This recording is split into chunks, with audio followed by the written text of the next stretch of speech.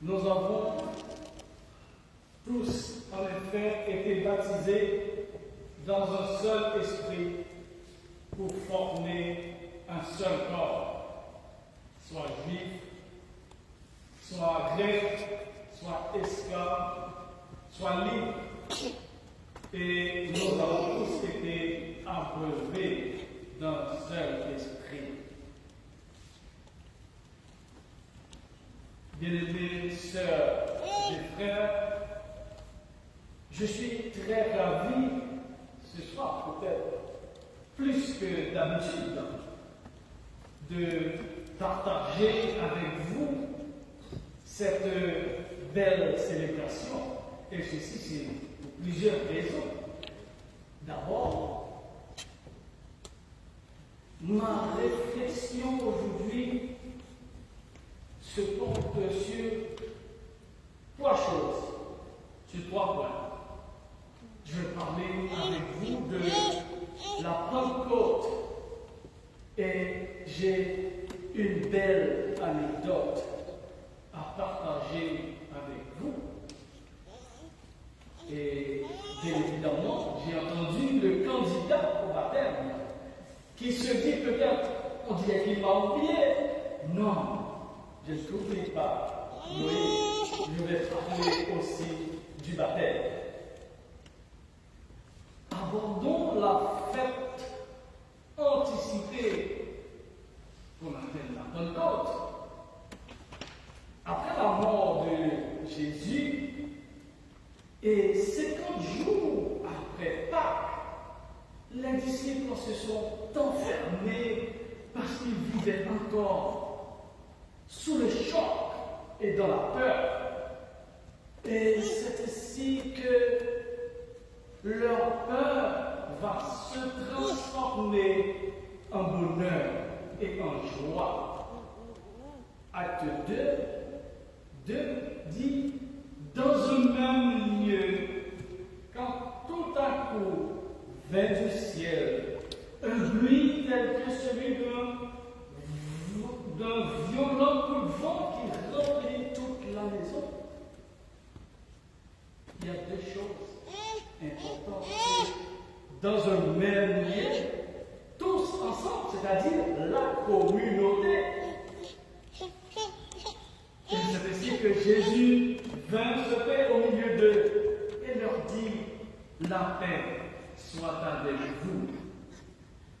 Et, chers amis dans le Seigneur, comme vous le savez, le Saint-Esprit, sauf le Saint-Esprit, peut tout déverrouiller sans casser. Parce qu'il n'y a pas de barrière ni obstacle qui peuvent résister devant lui. Après cette annonce de paix qui fait obstacle à la peur chez les disciples, Jésus les envoie avec cette paix et l'Esprit Saint en mission, en leur disant: comme le Père m'a envoyé, je vous envoie. Et Jésus nous dit la même chose ce soir dans ce cathédrale. Jésus nous envoie tous en mission. Et effectivement, c'est ce renvoi qui a marqué non seulement la fondation de l'Église, mais aussi considéré comme le point de départ des premières phases décisives de la propagation de l'Évangile. Et chose promise, chose due, je vous ai dit que j'ai une anecdote à partager avec vous. Je vois qu'il y a des curieux ici. C'est quoi comme anecdote? Et que la maman du candidat au baptême est prise par un coup de balai du vent de l'Esprit Saint qui l'a poussé a traversé le continent américain pour arriver jusqu'ici en Europe pour que son fils soit baptisé dans notre mission, la mission francophone de la résurrection. Ricky, tu es un témoignage vivant de l'un de nos objectifs. L'un des objectifs de la mission, c'est rester en contact, tisser le lien avec tous les épiscopaliens, anglicans et amis de l'Église épiscopale à travers le monde. Oui, la mission a une belle histoire d'amour avec toi. Tu as commencé à nous suivre, à participer à distance à nos services pendant le confinement.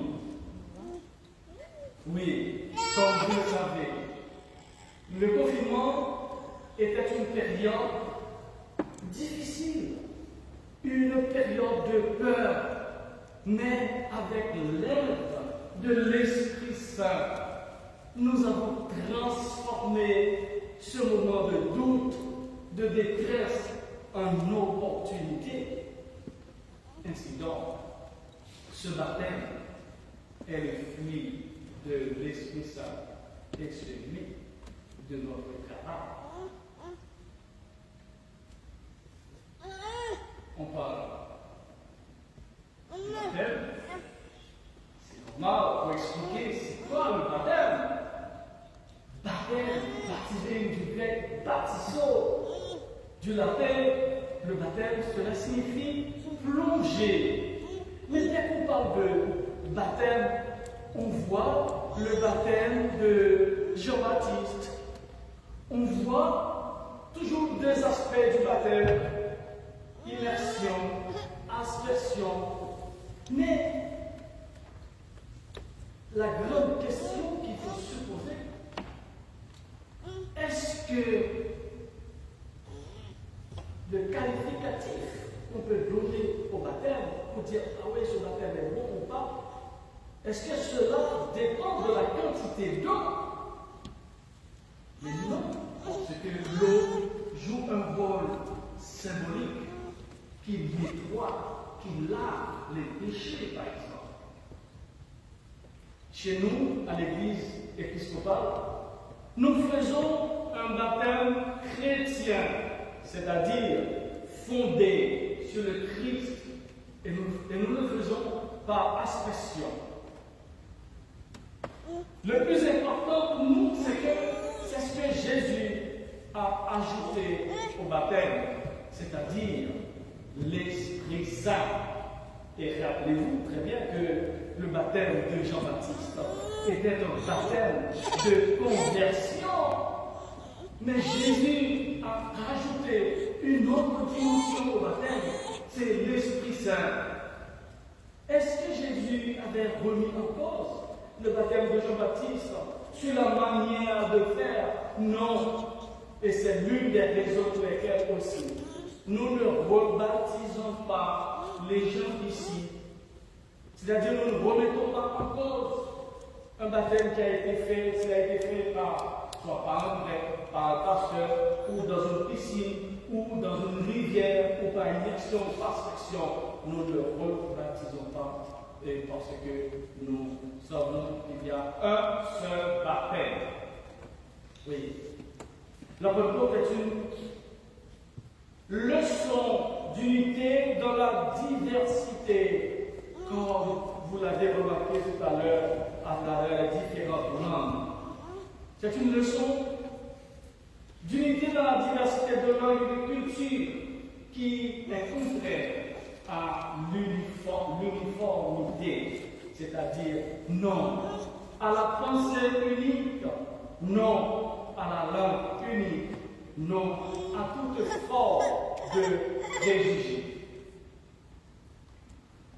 Bien-aimés, sœurs et frères dans le Seigneur, Dieu nous envoie aujourd'hui, même en mission à notre tour, c'est-à-dire d'affronter dans ce monde de violence, de haine, de mépris, de la trahison, du péché, d'incrédule et de la division.